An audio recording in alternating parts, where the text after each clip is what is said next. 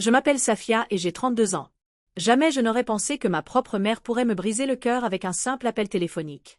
Alors que je me tenais dans ma cuisine, regardant ma fille de 4 ans, Emma, colorier à table, les mots de ma mère résonnaient dans mes oreilles. Être une mère célibataire est une honte pour la famille. Tu n'es même pas invitée pour la Toussaint. Son rejet m'a transpercé plus profondément que n'importe quel couteau. Mais ce que j'ai décidé de faire ensuite a laissé toute ma famille sans voix. Si vous regardez ceci, laissez un commentaire pour me dire d'où vous venez. Appuyez sur le bouton d'abonnement si vous avez déjà dû vous opposer au jugement de votre famille et restez à l'écoute pour voir comment j'ai transformé un chagrin d'amour en quelque chose de magnifique qui a tout changé. J'ai grandi dans une petite ville de province appelée Valbresson, où tout le monde connaissait les affaires de tout le monde et où les apparences comptaient plus que tout. Mes parents, Marthe et Georges Dubois, étaient des piliers de la communauté locale. Mon père possédait l'agence d'assurance la plus prospère de la ville, et ma mère était la présidente de pratiquement tous les comités de l'église Saint-Martin. On attendait de notre famille qu'elle soit parfaite, ou du moins qu'elle en ait l'air aux yeux des autres. Mon frère aîné, Michel, était l'enfant prodige qui ne pouvait rien faire de mal. Il a suivi le chemin exact que mes parents lui avaient tracé. Prépa de médecine, études à la faculté de Lyon, mariage parfait avec Karine, la fille du partenaire de golf de mon père, et 2 enfants parfaitement élevés, Théo et Madison. Chaque carte de vœux et chaque publication sur les réseaux sociaux montrait leur vie parfaite, et mes parents ne manquaient jamais une occasion de mentionner mon fils, le cardiologue. Ma sœur cadette, Abigail, était du même acabit que mes parents. Elle a étudié la comptabilité, a rejoint la bonne association étudiante et s'est fiancée à Guillaume, dont la famille possédait la moitié de l'immobilier commercial de notre département. Elle appelait ma mère tous les jours, s'habillait avec les vêtements que ma mère approuvait et ne faisait jamais de vagues. Et puis il y avait moi. Dès mon plus jeune âge, j'étais différente. Pendant que mes frères et sœurs jouaient la carte de la sécurité, je remettais tout en question. Quand ma mère m'a inscrite à la danse classique, j'ai voulu jouer au football. Quand il s'attendait à ce que je rejoigne les jeunes républicains au lycée, j'ai préféré créer un groupe de sensibilisation à l'environnement. Je ne me rebellais pas pour être difficile, j'avais simplement mes propres idées et mes propres rêves. L'art était ma passion. Je pouvais passer des heures avec un carnet de croquis, me perdant dans la création de quelque chose à partir de rien. Quand est venu le moment de choisir mes études supérieures, je me suis battue pour poursuivre des études de design graphique au lieu de la licence de commerce sur laquelle mon père insistait, la qualifiant de seul choix pratique. Les artistes meurent de faim, Safia, disait-il. Aucune de mes filles ne va gaspiller son éducation à faire des gribouillis. Mais j'ai tenu bon, et avec une bourse partielle pour l'école des Beaux-Arts de Lyon, j'ai finalement échappé aux attentes étouffantes de Valbresson. La vie étudiante était libératrice. Pour la première fois, j'étais entourée de gens qui valorisaient la créativité et l'expression de soi. Je me suis épanouie dans mes cours et j'ai décroché un stage dans une petite agence de design qui m'a ensuite offert un poste à temps plein. Mes parents considéraient mon installation à Lyon comme un autre acte de défi. Ils prédisaient que je reviendrais en rampant à Valbresson dans les 6 mois, lorsque la vraie vie se révélerait trop difficile. Quand cela ne s'est pas produit, ils sont passés à des commentaires passifs-agressifs lors des visites pour les fêtes. C'est si courageux de ta part de vivre dans cette ville dangereuse. Au moins, ton minuscule appartement, original. Peut-être que tu rencontreras un gentil avocat qui pourra s'occuper de toi correctement. J'ai appris à laisser leurs commentaires glisser sur moi. Je construisais une vie que j'aimais, avec des amis qui m'acceptaient pour qui j'étais. Et puis j'ai rencontré Daniel. Daniel Rivière ne ressemblait en rien au garçon bien comme il faut de province que mes parents espéraient que je fréquente. C'était un musicien avec des yeux bruns profonds et un rire qui faisait battre mon cœur. Il était talentueux, passionné et totalement désintéressé par l'idée de se conformer aux attentes de qui que ce soit. Nous sommes tombés follement amoureux l'un de l'autre, passant chaque moment libre ensemble dans un tourbillon d'expositions d'art, de concerts underground sur des péniches et de longues conversations sur la vie et les rêves. Quand j'ai amené Daniel à la maison pour Noël, mes parents ont à peine dissimulé leur désapprobation. Le sourire de ma mère était crispé lorsqu'elle lui a serré la main, et mon père a fait des commentaires pointus sur les carrières stables et les valeurs familiales. Daniel l'a pris avec philosophie, mais la tension était palpable tout au long de la visite. Ils finiront par s'y faire, les jeux assurés sur le chemin du retour à Lyon. Ils ont juste besoin de temps. Mais ils ne s'y sont jamais faits. Au lieu de cela, la distance entre nous s'est creusée. Nos appels téléphoniques sont devenus plus courts et moins fréquents. Je visitais moins souvent Valbresson, fatiguée de devoir défendre mes choix et ma relation. Quand j'ai découvert que j'étais enceinte, Daniel et moi étions ensemble depuis un peu plus d'1 an. La nouvelle a été un choc pour nous deux. Nous n'avions pas prévu de fonder une famille si tôt, mais après la surprise initiale, j'ai ressenti une excitation grandissante. J'imaginais une petite personne avec les yeux de Daniel et mon caractère têtu. Je nous voyais comme une famille, non conventionnelle, mais pleine d'amour. La réaction de Daniel a été très différente. Il est devenu distant, sortant plus tard le soir, évitant les conversations sur l'avenir. 2 semaines après que j'ai partagé la nouvelle, il m'a fait asseoir dans notre appartement. « Je ne peux pas faire ça, Safia », a-t-il dit, sans vraiment croiser mon regard. « Je ne suis pas prêt à être père. Je n'ai jamais prévu d'avoir des enfants, tu le sais. » « Mais ça arrive, ai-je dit, ma main se posant instinctivement sur mon ventre encore plat. « Nous allons avoir un bébé. »« Tu vas avoir un bébé ?» a-t-il corrigé. « Je suis désolé, mais je ne peux pas faire partie de ça. » Il a déménagé le lendemain, me laissant seul avec un cœur brisé et une vie qui grandissait en moi. J'étais dévastée, mais déterminée. Ce bébé n'avait pas demandé à être amené dans une situation compliquée, mais maintenant qu'il était en route, je lui donnerais tout l'amour du monde. L'annoncer à mes parents a été encore plus difficile que je ne l'avais prévu. J'ai attendu d'être à 14 semaines, espérant qu'ils pourraient voir au-delà de leur déception si je leur montrais que j'étais engagée dans ma décision. « Je suis enceinte », ai-je dit simplement, assise en face d'eux à leur table de salle à manger lors d'une visite de week-end. La tasse de thé de ma mère a cliqueté contre sa soucoupe. « Où est Daniel ?» a-t-elle demandé, sa voix cassante. « Il n'est plus dans le tableau. Nous avons rompu. » Le silence qui a suivi était assourdissant. Mon père fixait ses mains tandis que le visage de ma mère passait par le choc, la colère, pour finalement s'arrêter sur une déception froide, pire que n'importe quel cri. « Il y a des moyens de gérer cette situation discrètement », a-t-elle finalement dit. « Personne n'a besoin de savoir. » Il m'a fallu un moment pour comprendre ce qu'elle suggérait. « Je garde mon bébé », ai-je dit fermement. « Je ne vais rien gérer. »« Pense à ce que tu fais, Safia », est intervenu mon père. « Pense à ton avenir, à ta carrière. Pense à la réputation de cette famille. »« Je pense à mon avenir », ai-je répondu. « Mon avenir avec mon enfant. » J'ai quitté Valbresson ce jour-là avec les mots de ma mère résonnant dans mes oreilles. « Ne t'attends pas à ce que nous nettoyions ce gâchis pour toi. » Les mois qui ont suivi ont été difficiles, mais transformateurs. J'ai trouvé un groupe de soutien pour mères célibataires, j'ai trouvé un appartement adapté aux familles et j'ai négocié avec mon employeur un arrangement pour travailler partiellement à domicile. Après l'arrivée du bébé, mon amie Jessica m'a organisé une fête prénatale et ma voisine, Madame Lefebvre, grand-mère de 5 enfants, est devenue ma mentor officieuse de grossesse. Quand Emma est née, le visage rouge et criant avec des poumons en pleine santé, j'ai ressenti un amour que je n'avais jamais connu auparavant. En regardant son petit visage, j'ai su que je déplacerais des montagnes pour elle. Mes parents ont envoyé un panier cadeau générique pour bébé sans mots, et ni eux ni mes frères et sœurs ne sont venus me rendre visite. Leur absence m'a blessée, mais Emma a rempli ma vie de tant de joie que la douleur s'est estompée. Au cours des 4 années suivantes, ma relation avec ma famille s'est installée dans une routine tendue. Nous échangions des cadeaux obligatoires pour les anniversaires et Noël. Ils envoyaient à Emma des cartes adressées à notre petite fille, plutôt que par son nom. J'appelais pour les grandes fêtes, des conversations qui ne duraient jamais plus de 15 minutes. J'envoyais des photos et des nouvelles qui ne recevaient que des réponses minimales. Michel et sa famille sont venus une fois, alors qu'ils étaient à Lyon pour un congrès médical, un déjeuner guindé de 2 heures où Karine observait Emma comme si elle pouvait à tout moment démontrer les dangers d'être élevée par une mère célibataire. Malgré la tension familiale, Emma et moi nous sommes construits une vie magnifique. Ma carrière de graphiste a prospéré, car je me suis établie en tant que freelance avec plusieurs clients réguliers. Emma est devenue une petite fille brillante et curieuse, avec un rire contagieux et une énergie débordante. Nous avions nos routines, nos blagues, nos parcs et nos glaciers préférés. Nous étions une petite mais puissante famille de 2, jusqu'à ce que cet appel téléphonique change tout. C'était un matin d'octobre frais, le genre où l'air sent les feuilles mortes et les possibilités. Emma était assise à notre table de cuisine, la langue sortie en signe de concentration alors qu'elle coloriait une licorne. Je lui préparais son déjeuner pour la maternelle, un sandwich jambon beurre coupé en étoiles, des tranches de pommes et les petits yaourts qu'elle adorait. Quand mon téléphone a sonné, affichant le numéro de ma mère, j'ai été surprise.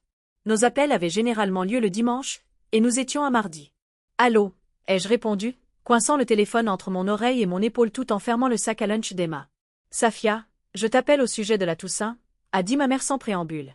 Mon cœur a fait un petit bond d'espoir. En 4 ans depuis la naissance d'Emma, nous n'avions jamais été invités pour le repas de famille de la Toussaint. J'emmenais toujours Emma chez les parents de Jessica où j'organisais un petit dîner avec des amis. Était-ce enfin une branche d'olivier tendue? Oh, aïe! Essayez de garder une voix neutre. Oui, nous recevons cette année à la maison. Les frères et sœurs de ton père seront là, et Michel et Karine avec les enfants, bien sûr. Abigail et Guillaume aussi. Ses parents viennent pour discuter des arrangements du mariage. J'attendais l'invitation, un sourire se formant déjà. Le fait, a poursuivi ma mère, sa voix prenant le ton sec qu'elle utilisait pour discuter de sujets désagréables, je pense qu'il serait préférable que tu ne te joignes pas à nous cette année. Le sourire s'est figé sur mon visage. Pardon? Ce n'est tout simplement pas le bon moment, avec les parents de Guillaume qui rencontrent toute la famille, et ta tante Judith peut être si traditionnelle. Être une mère célibataire, eh bien, c'est une honte pour la famille, très franchement. Tu n'es même pas invitée pour la Toussaint. J'ai eu l'impression d'avoir été giflée. Maman, tu es sérieuse là? Tu m'exclus, moi et Emma, parce que je suis une mère célibataire. Ne sois pas si dramatique, Safia. Je pense à ce qui est le mieux pour tout le monde. Karine ne veut pas que ses enfants soient exposés à des modes de vie alternatifs. Et que dirions-nous aux parents de Guillaume? Tu sais à quel point cette fusion, je veux dire, ce mariage, est important pour les relations d'affaires de ton père. Mode de vie alternatif, ai-je répété, incrédule. Je suis une mère célibataire, je ne dirige pas un cartel de la drogue. Il n'y a pas besoin de prendre ce ton, a reniflé ma mère. Si tu veux, tu peux passer le lendemain de la Toussaint, seule. Nous pourrons manger quelques restes de dinde, seule, sans Emma. Ce serait plus simple comme ça. Ton père et moi n'avons pas encore tout à fait trouvé comment expliquer sa situation à tout le monde. Saw situation. Comme si ma fille était un problème à gérer plutôt qu'une petite fille qui méritait de connaître ses grands-parents. Je vois, ai-je dit, ma voix vide. Merci pour la clarté, maman. Ne sois pas comme ça, Safia. Tu as fait tes choix. Nous essayons juste de faire au mieux. J'ai mis fin à l'appel sans un mot de plus, mes mains tremblant si fort que j'ai failli laisser tomber le téléphone. Des larmes me brûlaient les yeux, mais je les ai ravalées avec fureur. Emma coloriait toujours à la table, fredonnant doucement, ignorant béatement que sa grand-mère venait de la déclarer source d'embarras. Je me suis détournée, faisant semblant de m'occuper de la machine à café alors que les premières larmes s'échappaient. Comment ma propre mère pouvait-elle être si cruelle, si superficielle? Je savais que notre relation était tendue, mais je n'aurais jamais imaginé qu'elle exclurait explicitement sa petite fille d'une fête de famille. Maman? La petite voix d'Emma est venue de derrière moi. Tu pleures? J'ai rapidement essuyé mes yeux et me suis retournée avec un sourire forcé. Juste un petit peu, ma chérie. Parfois, les adultes sont tristes aussi. Elle est descendue de sa chaise et a enroulé ses bras autour de mes jambes. Quand je suis triste, tu me fais un câlin et tu me donnes un biscuit. Ça marche aussi pour les adultes? Un rire a jailli à travers mes larmes, et je me suis agenouillée pour la serrer dans une vraie étreinte. C'est exactement ce qui marche pour les adultes aussi. Alors que je tenais ma fille, je me suis fait une promesse silencieuse. Emma n'aurait jamais à mendier une place à la table de qui que ce soit, même de sa famille. Elle ne serait jamais amenée à se sentir comme une honte ou un inconvénient, et moi non plus. C'est alors que l'ébauche d'une idée a commencé à se former. Si nous n'étions pas les bienvenus à la Toussaint de ma famille, alors il était peut-être temps de créer notre propre tradition, une tradition fondée sur l'acceptation et l'amour véritable plutôt que sur les apparences et l'obligation. Emma, ai-je dit, me reculant pour la regarder dans ses yeux curieux. Que dirais-tu d'organiser notre propre fête spéciale de la Toussaint cette année? Son visage s'est illuminé. Je pourrais aider à faire la dinde. Tu pourras aider pour tout, ai-je promis. Alors que nous finissions de nous préparer pour l'école, mon esprit était déjà en pleine effervescence. Ce rejet n'allait pas nous briser.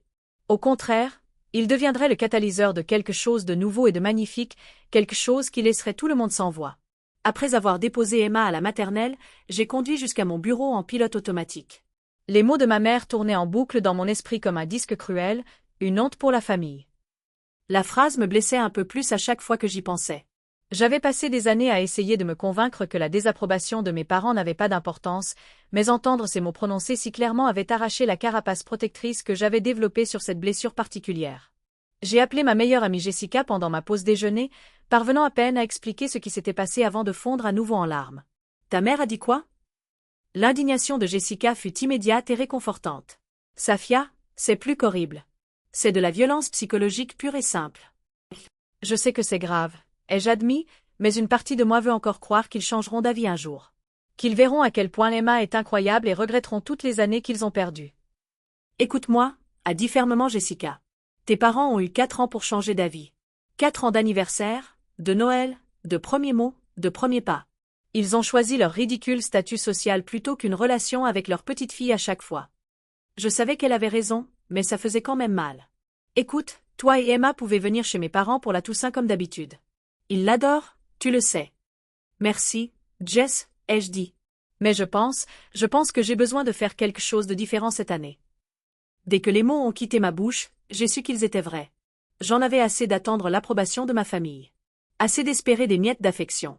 Il était peut-être temps d'arrêter d'essayer de m'intégrer dans une famille qui ne voulait pas de moi et de commencer à créer quelque chose de nouveau. Ce soir-là, après qu'Emma fut couchée, j'ai appelé le docteur Lambert, la thérapeute que j'avais commencé à voir après le départ de Daniel. Elle m'avait aidé à naviguer dans la maternité célibataire et mes dynamiques familiales compliquées au fil des ans. Il semble que votre mère ait tracé une limite claire, a déclaré le docteur Lambert après que j'ai raconté la conversation. La question est, quelle limite voulez-vous établir en réponse? Je ne veux jamais qu'Emma se sente comme je me suis sentie aujourd'hui, ai-je dit. Comme si elle était en quelque sorte moins digne à cause de circonstances indépendantes de sa volonté. C'est un bon point de départ, a encouragé le docteur Lambert. À quoi ressemblerait le fait d'honorer cette limite pour vous? J'y ai réfléchi. Je pense que cela signifie créer nos propres traditions, nous entourer de personnes qui se soucient vraiment de nous, non pas parce qu'elles y sont obligées par le sang, mais parce qu'elles choisissent d'être dans nos vies. Cela semble sain et responsabilisant, a-t-elle affirmé. Parfois, les familles que nous créons sont plus nourrissantes que celles dans lesquelles nous naissons. À la fin de notre séance, j'avais les grandes lignes d'un plan.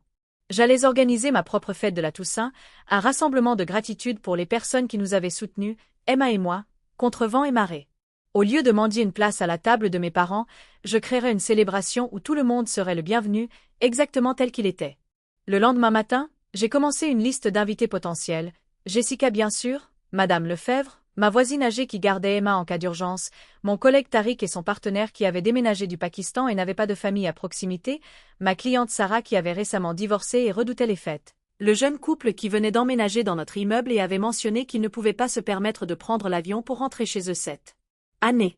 Au fur et à mesure que la liste s'allongeait, mon enthousiasme grandissait. Ce ne serait pas seulement un repas.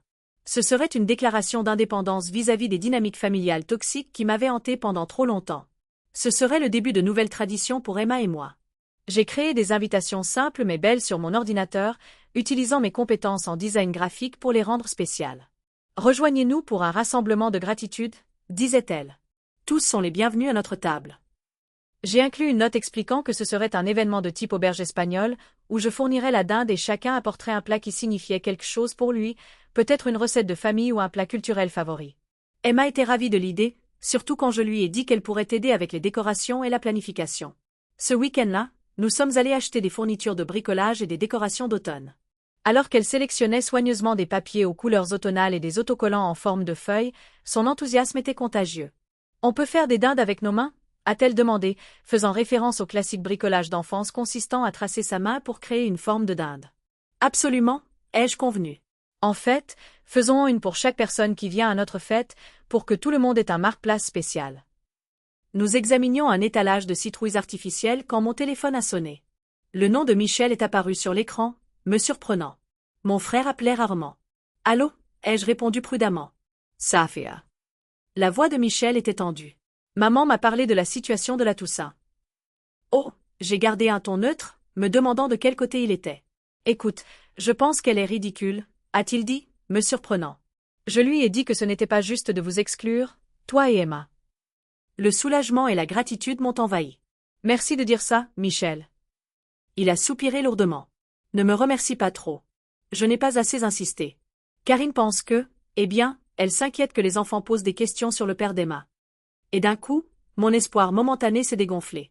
Dieu nous en préserve, tes enfants pourraient apprendre que les familles existent sous différentes formes, Michel. Je sais, a-t-il dit, semblant sincèrement en conflit. J'essaie de travailler sur Karine. Peut-être que je peux convaincre maman de reconsidérer. Ne te donne pas cette peine, ai-je dit. Emma et moi organisons notre propre Toussaint cette année, avec des gens qui veulent vraiment de notre compagnie. Safia, voyons. Nous sommes une famille. Le sommes-nous? Ai-je demandé. Parce que je n'ai pas cette impression quand ma fille est traitée comme un secret honteux. Il y a eu une longue pause. Je suis désolé, a-t-il finalement dit. J'aurais dû en faire plus au fil des ans. Oui, tu aurais dû. Ai-je convenu, regardant Emma comparer deux citrouilles différentes avec une adorable concentration. Mais il n'est pas trop tard pour commencer. Après avoir raccroché, j'ai ressenti un étrange mélange de tristesse et de libération. La conversation confirmait ce que je savais déjà. Ma place dans ma famille de naissance était conditionnelle, dépendant de ma conformité à leurs attentes. Mais elle a aussi renforcé ma détermination à construire quelque chose de mieux pour Emma et moi. Au cours des semaines suivantes, nos plans ont pris forme. Chaque personne que j'ai invitée a accepté avec enthousiasme, beaucoup exprimant leur gratitude d'avoir un endroit où aller pour les fêtes. Madame Lefebvre a proposé d'apporter sa fameuse purée de patates douces. Tariq et Jason se sont portés volontaires pour apporter du pain fait maison et un plat pakistanais que la mère de Tariq préparait toujours pour les occasions spéciales. Jessica a promis sa légendaire tarte aux noix de pécan.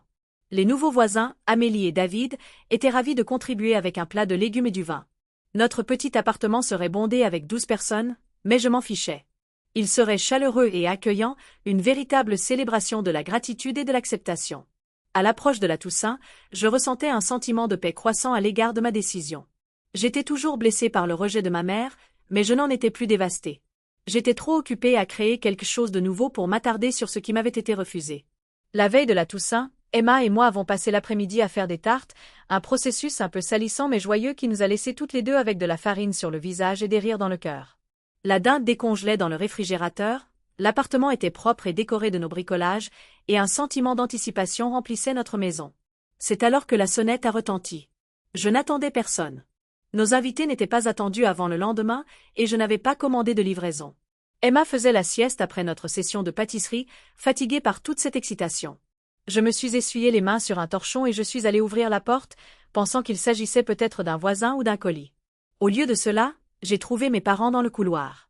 Ma mère était impeccablement habillée comme toujours, pas un cheveu de travers, son manteau camel coûtant probablement plus que mon loyer mensuel. Mon père se tenait légèrement derrière elle, l'air mal à l'aise comme il l'était toujours à l'approche de confrontations émotionnelles. « Maman, papa » ai-je dit, trop surprise pour dire autre chose. « Pouvons-nous entrer » a demandé ma mère, son ton indiquant clairement qu'elle attendait une réponse affirmative. J'ai hésité, puis je me suis écartée. Je n'allais pas avoir une conversation dans le couloir où les voisins pourraient entendre. En entrant, j'ai vu ma mère inspecter l'appartement d'un œil critique, les meubles modestes, les dessins au crayon aimanté sur le réfrigérateur, les décorations de la Toussaint qu'Emma et moi avions fabriquées. « Que faites-vous ici » ai-je demandé alors que nous nous dirigions vers le salon. Ma mère s'est assise avec préciosité sur le bord de mon canapé tandis que mon père est resté debout, les mains dans les poches. « Michel nous a appelés » a-t-elle expliqué. « Il semble penser que nous avons été injustes envers toi concernant la Toussaint. » J'ai croisé les bras. « Injuste est un euphémisme. » « Il n'y a pas besoin de prendre cette attitude, » a dit ma mère. « Nous sommes venus pour discuter d'un compromis. » « Un compromis » ai-je répété d'un ton plat. « Oui, nous comprenons que tu sois contrarié par nos arrangements pour la Toussaint, alors nous avons pensé que tu pourrais peut-être venir pour le dessert en soirée, après le départ des parents de Guillaume. Emma pourrait rester avec une baby-sitter, bien sûr. » Je ne pouvais pas croire ce que j'entendais. Ils avaient fait tout le chemin jusqu'à Lyon pour m'offrir des miettes, des restes de tarte après le départ des vrais invités. « Ce n'est pas un compromis, » ai-je dit. C'est toujours me traiter, moi et ma fille, comme si nous étions quelque chose de honteux. Ma mère a soupiré de façon dramatique. « Safia, tu as toujours insisté pour rendre les choses difficiles. Nous essayons de t'inclure tout en respectant le confort de chacun. » Le confort de tout le monde sauf le mien et celui d'Emma, ai-je souligné. Pourquoi le malaise de Karine est-il plus important que le sentiment de ma fille d'être la bienvenue dans sa propre famille? Karine a offert à Michel une famille stable et traditionnelle, a dit ma mère. Elle a certaines valeurs sur la manière dont les enfants devraient être élevés. Et moi non, parce que j'élève ma fille seule. Je n'ai pas de valeurs? Ce n'est pas ce que ta mère voulait dire, a finalement pris la parole mon père, sa voix conciliante. Alors qu'est-ce qu'elle voulait dire? S'il vous plaît, expliquez-moi pourquoi ma fille de 4 ans est punie pour quelque chose qui n'est pas de sa faute. Les lèvres de ma mère se sont amincies. Personne ne l'a punie. Mais les actions ont des conséquences, Safia. Tu as choisi d'avoir un enfant hors mariage avec un homme qui n'était clairement pas fait pour être père. Tu as choisi de garder le bébé malgré nos conseils. C'était tes décisions. Oui, c'étaient les miennes, ai-je convenu. Et je les assume.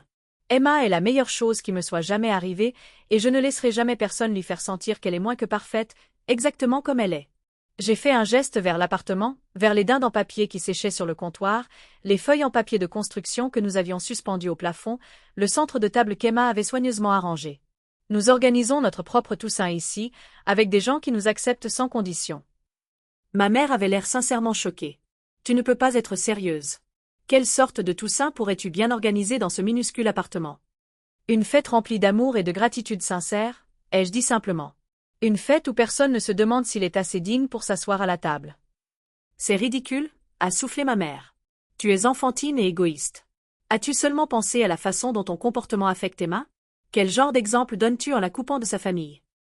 Je ne la coupe de personne, ai-je dit, ma voix s'élevant malgré mes efforts pour rester calme. C'est vous qui le faites. Toi, papa, Michel et tous les autres qui l'ont traité comme une erreur gênante pendant les 4 dernières années. Nous avons envoyé des cadeaux, des cartes, a commencé mon père. Des choses matérielles? Ai-je interrompu? Pas de temps, pas d'amour, pas d'acceptation. Savez-vous qu'elle m'a demandé à Noël dernier pourquoi papy et mamie ne voulaient jamais jouer avec elle comme les parents de Jessica? Savez-vous à quel point il a été difficile de répondre à cette question sans lui briser le cœur? Une petite voix est venue du couloir. Maman. Nous nous sommes tous tournés pour voir Emma debout, dans son pyjama dépareillé, les cheveux ébouriffés par sa sieste, serrant son éléphant en peluche. Mon cœur s'est serré en réalisant qu'elle avait entendu au moins une partie de notre dispute. Salut, ma chérie, ai-je dit en forçant un sourire. Regarde qui est venu nous voir. Mamie et papy. Emma les a regardés avec une curiosité prudente. Ils ne l'avaient rencontré qu'une poignée de fois et jamais pour plus de quelques heures. Pour elle, ils étaient pratiquement des étrangers. Bonjour, Emma, a dit ma mère avec un sourire raide. Mon Dieu, comme tu as grandi. Emma s'est approchée de moi, s'appuyant contre ma jambe. J'ai posé ma main protectrice sur son épaule. Vous venez à notre fête de la dinde? Leur a-t-elle demandé innocemment. Mes parents ont échangé un regard. En fait, nous espérions que toi et ta mère viendriez chez nous pour la Toussaint, a dit mon père, jetant un regard d'avertissement à ma mère avant qu'elle ne puisse le corriger. Mais on a déjà fait nos dindes en main, a dit Emma avec la logique directe d'une enfant de 4 ans. Et maman a acheté une vraie dinde qui est plus grosse que ma tête. Malgré la tension, je n'ai pas pu m'empêcher de sourire à son enthousiasme. C'est vrai, ma chérie. Nous organisons notre fête spéciale ici, tu te souviens? Ma mère s'est levée, lissant sa jupe avec des mouvements brusques. C'était clairement une erreur. Nous avons essayé d'être raisonnables, Safia, mais tu es déterminée à être difficile. Si tu changes d'avis pour le dessert demain, appelle-nous. En se dirigeant vers la porte, elle s'est arrêtée près d'Emma, tendant maladroitement la main comme pour lui tapoter la tête avant de se raviser. Au revoir, Emma. Sois une gentille fille pour ta mère. La condescendance dans son ton a été la goutte d'eau qui a fait déborder le vase. Emma, ai-je dit clairement, est toujours gentille. Elle est aimable, créative, attentionnée et la meilleure fille que l'on puisse souhaiter.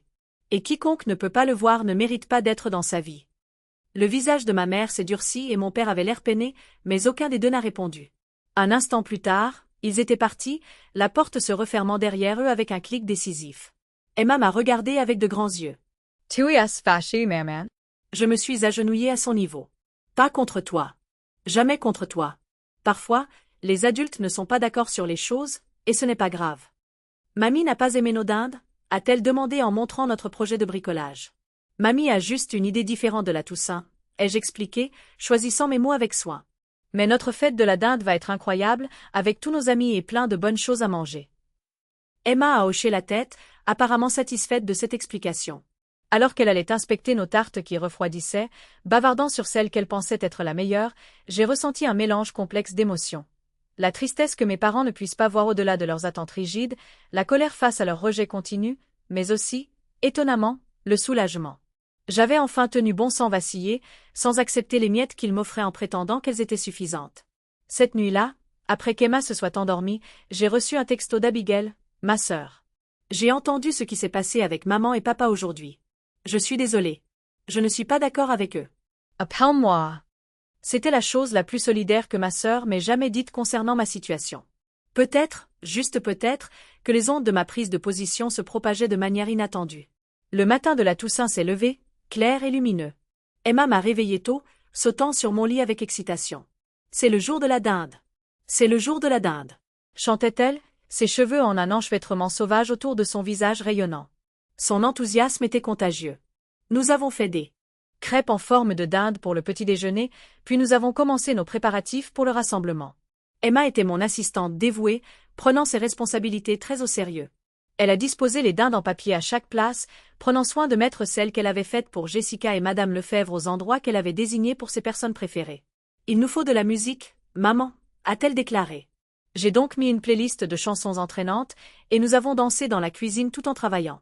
Je lui ai montré comment remuer en toute sécurité la sauce aux érelles sur la cuisinière, la laissant ajouter le zeste d'orange et la cannelle. Elle m'a aidé à déchirer le pain pour la farce, gloussant de la façon dont il s'effritait dans ses petites mains. En début d'après-midi, de délicieuses odeurs emplissaient notre appartement. La dinde rôtissait, les accompagnements étaient prêts, et la table était mise avec notre vaisselle dépareillée mais joyeuse. Nous avions déplacé les meubles pour créer une longue table en utilisant notre table de salle à manger habituelle, une table pliante empruntée à Madame Lefebvre et mon bureau. Ce n'était pas élégant, mais c'était accueillant. Jessica est arrivée la première, apportant non seulement sa tarte aux noix de pécan promise, mais aussi des chaises pliantes supplémentaires et une bouteille de cidre pétillant pour Emma. Madame Lefebvre est venue ensuite avec sa purée de patates douces et une nappe faite à la main dont elle insistait qu'elle prenait la poussière, mais que je soupçonnais qu'elle avait acheté spécialement pour l'occasion.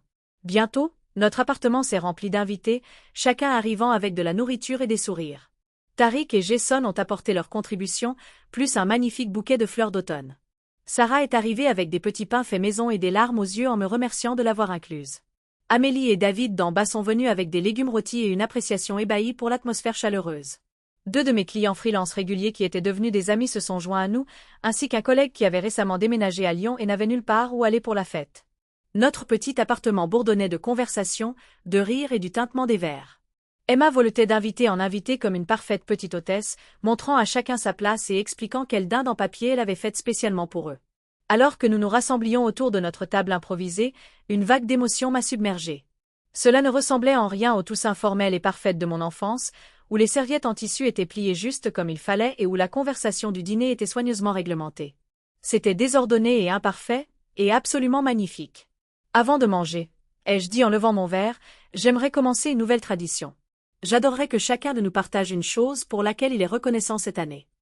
Nous avons fait le tour de la table, chaque personne offrant quelque chose de sincère. La santé, l'amitié, les nouveaux départs, les opportunités créatives.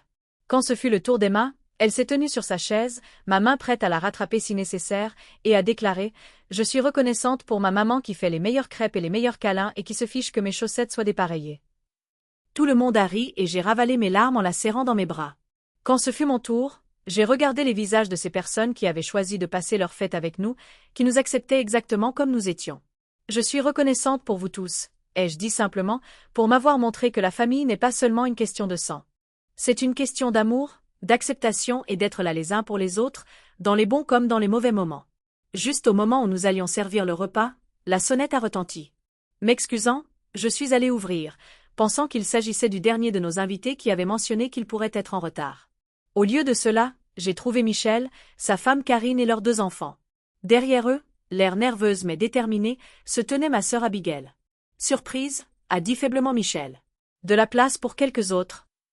Je les ai regardés, choqués. Que faites-vous ici? Vous n'êtes pas censé être chez maman et papa? Nous y étions, a confirmé Michel. Mais après avoir entendu ce qui s'est passé hier, et ce matin quand maman faisait la morale aux enfants sur les structures familiales appropriées avant l'arrivée des parents de Guillaume, je n'en pouvais plus. Karine avait l'air mal à l'aise, mais s'est avancée. Je te dois des excuses, Safia. J'ai été pleine de jugement et injuste. Je me disais que je protégeais mes enfants, mais en réalité, j'étais juste étroite d'esprit. Quand Michel a suggéré que nous venions ici à la place, j'ai réalisé que c'était la bonne chose à faire. J'étais sans voix. Mon frère, qui avait toujours suivi la ligne familiale, avait quitté la Toussaint parfaite de nos parents pour venir à ma célébration improvisée. Nous avons eu une énorme dispute avec maman et papa, a ajouté Abigail en s'avançant. Je leur ai dit que j'en avais marre de cette comédie, de faire comme si Emma n'existait pas juste parce qu'elle ne correspond pas à leur idée de la façon dont une famille devrait être créée. J'ai enfin retrouvé ma voix. Et Guillaume et ses parents? Abigail a souri avec tristesse. Guillaume est toujours chez tes parents. Ses parents sont des gens bien, mais ils sont du même moule que maman et papa. Je lui ai dit que j'avais besoin d'être avec ma sœur aujourd'hui. Et s'il ne pouvait pas comprendre ça, nous avions des problèmes plus graves qu'un dîner de la Toussaint. Tati Safia, a insisté le fils de 8 ans de Michel. Tu as vraiment une dinde plus grosse que la tête de quelqu'un? Papa a dit qu'on s'amuserait plus ici. J'ai ri, la tension se brisant. Absolument. Et ta cousine Emma va être tellement excitée de vous voir. Et c'est ainsi que notre rassemblement s'est agrandi. Nous avons ajouté plus de chaises, trouvé des assiettes supplémentaires et réarrangé la nourriture pour que tout tienne. Emma était aux anges d'avoir ses cousins là, leur montrant fièrement les décorations qu'elle avait faites et les incorporant immédiatement dans un jeu qu'elle avait inventé. Les adultes ont dû s'adapter aussi. Karine était clairement hors de sa zone de confort dans notre rassemblement éclectique, mais elle a fait un effort visible pour discuter avec tout le monde. Michel semblait plus détendu que je ne l'avais vu depuis des années, riant librement avec Tariq et Jason. Abigail vérifiait nerveusement son téléphone, recevant sans aucun doute des textos de nos parents, mais elle est restée fermement à table. Au milieu du repas, mon téléphone a sonné. Mes parents. Je me suis excusée pour prendre l'appel dans ma chambre. Que as-tu fait? A exigé ma mère sans préambule. Michel et Karine viennent de partir avec les enfants. Abigail est sortie en trombe. Guillaume est mortifié. La Toussaint est ruinée. Je n'ai rien fait, maman, ai-je répondu calmement. Ils ont fait leur propre choix, tout comme moi. C'est inacceptable, a-t-elle fulminé. Le frère de ton père pose des questions. Les parents de Guillaume sont confus. Tu as créé un spectacle. Non. C'est vous qui avez fait ça quand vous avez exclu votre propre fille et votre petite-fille d'une fête de famille. J'ai juste créé une alternative où tout le monde est le bienvenu. Il y a eu une longue pause. Puis la voix de mon père est intervenue. Il devait m'avoir mise sur haut-parleur. Safia, sa voix est hélas. Cette situation est devenue incontrôlable. Dis à Michel et Abigail de revenir. Nous pourrons discuter plus tard. Je ne leur dirai rien, papa. Ce sont des adultes qui ont pris leurs propres décisions. Mais si toi et maman voulez vous joindre à nous, vous êtes les bienvenus. Il y a plein de nourriture, et Emma adorerait vous montrer la dinde en papier qu'elle a faite spécialement pour vous, juste au cas où vous changeriez d'avis. Un autre long silence. Tu t'attends à ce que nous venions à ton rassemblement, a finalement dit ma mère, le mot dégoulinant de dédain. Je n'attends rien, ai-je répondu sincèrement. Mais l'invitation est ouverte. Nous passons un moment merveilleux ici avec des gens qui tiennent les uns aux autres. Pas de faux semblants, pas de jugement, juste de la gratitude et de l'acceptation. C'est ce que la Toussaint devrait être. Cette conversation est inutile, a déclaré ma mère. Georges, nous avons terminé ici. Mais mon père m'a surprise. C'est quoi l'adresse déjà, Safia? Juste au cas où. Je la lui ai donnée, en essayant de ne pas trop espérer. Après avoir raccroché, j'ai rejoint la fête, décidant de ne pas mentionner l'appel à Michel ou Abigail. Cette journée était consacrée à la joie, pas au drame. Et joyeuse, elle a été. Nous avons mangé jusqu'à plus faim, puis nous sommes passés au salon pour des jeux et des conversations. Emma a appris à ses cousins à faire des flocons de neige en papier pour notre prochain projet de décoration de vacances. Madame Lefebvre a montré à Karine sa technique secrète pour une pâte à tarte parfaite.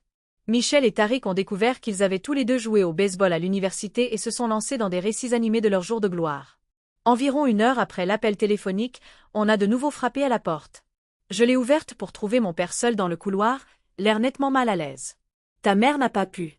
Elle n'est pas prête, a-t-il dit en guise de salutation. Mais j'ai pensé que je devrais peut-être voir de quoi il retournait. J'ai souri et me suis reculée. Entrez, papa.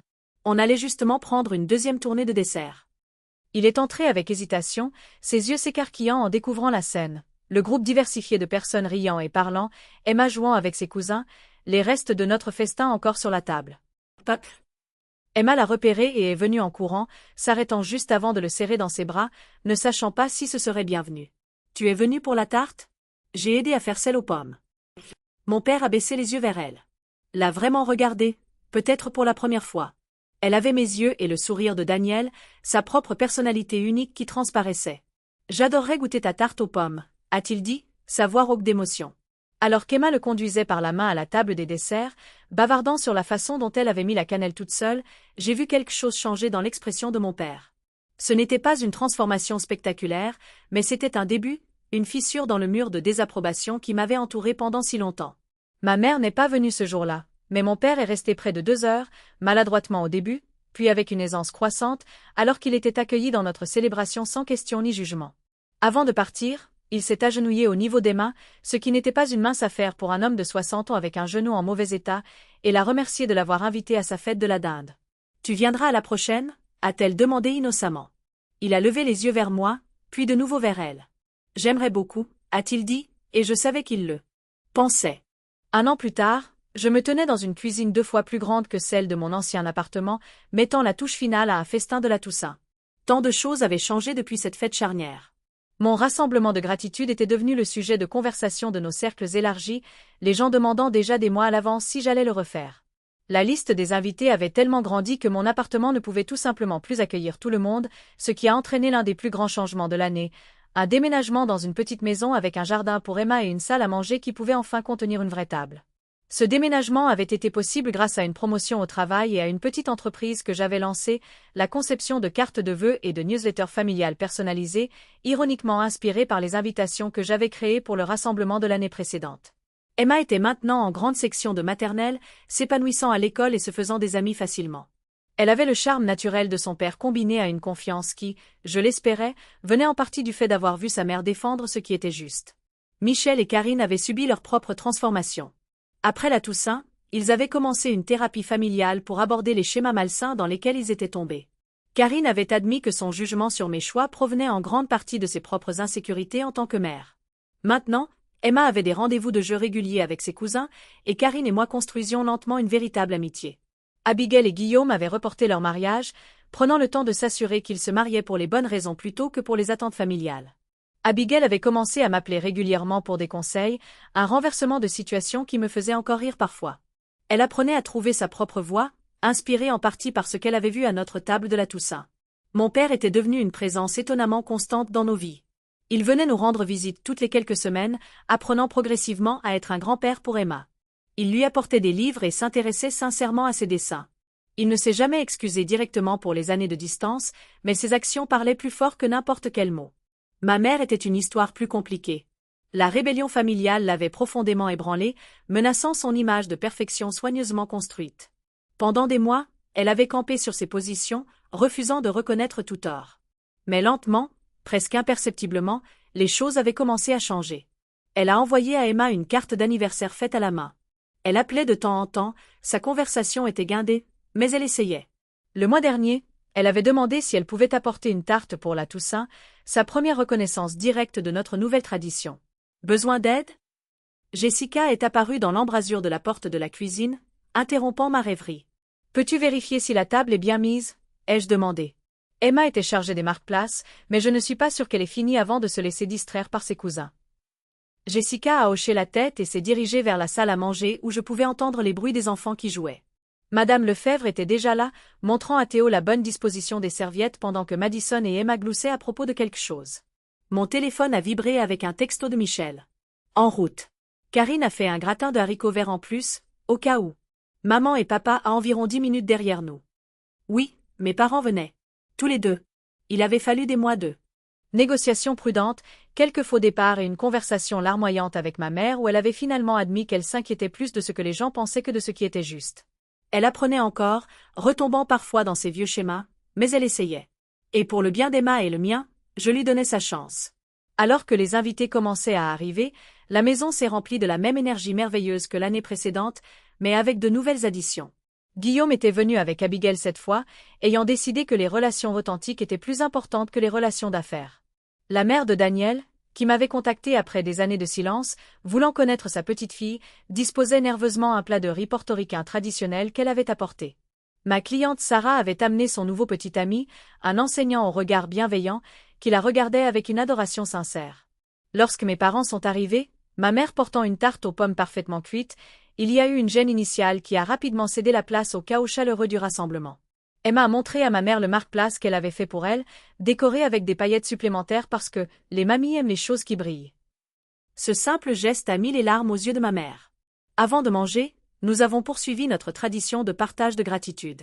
Quand ce fut mon tour, j'ai regardé autour de la table agrandie, ma fille en bonne santé et heureuse, mes amis qui étaient devenus une famille, ma famille qui apprenait à être des amis, la belle communauté que nous avions construite ensemble. Je suis reconnaissante pour les secondes chances, ai-je dit. Pour le courage de défendre ce qui est juste, même quand c'est difficile. Pour la capacité de pardonner et d'aller de l'avant. Et surtout, je suis reconnaissante qu'un moment qui aurait pu nous briser nous est au contraire rendu plus forts. Ma mère a croisé mon regard à travers la table, un regard de compréhension passant entre nous. Nous avions encore un long chemin à parcourir, encore des années de blessures à guérir, mais nous étions à la même table, littéralement et métaphoriquement. C'était un début qui valait la peine d'être célébré. Comme Emma l'avait si sagement observé l'année dernière, lorsque je lui avais expliqué pourquoi notre rassemblement était spécial. Alors, la famille, ce n'est pas juste les gens qui se ressemblent ou qui vivent dans la même maison. La famille, c'est les gens qui t'aiment même quand tu renverses du jus sur le tapis. La sagesse sort de la bouche des enfants. Nous, les adultes, passons une vie à apprendre que la vraie famille n'est pas définie par le sang ou l'obligation, mais par l'amour et l'acceptation. Par les gens qui vous font une place à leur table, quoi qu'il arrive. Avez-vous déjà dû créer vos propres traditions lorsque votre famille vous a déçu? Comment avez-vous construit votre cercle de soutien? Partagez votre histoire dans les commentaires ci-dessous. Et n'oubliez pas d'aimer et de vous abonner si cette histoire a résonné en vous. Si vous connaissez quelqu'un qui pourrait avoir besoin d'entendre ce message sur la création de sa propre famille de choix, veuillez partager cette vidéo avec lui. Merci de faire partie de ma famille élargie aujourd'hui, et je vous souhaite une Toussaint remplie de gratitude sincère et d'amour inconditionnel, où que vous soyez et quelle que soit la manière dont vous la célébrez.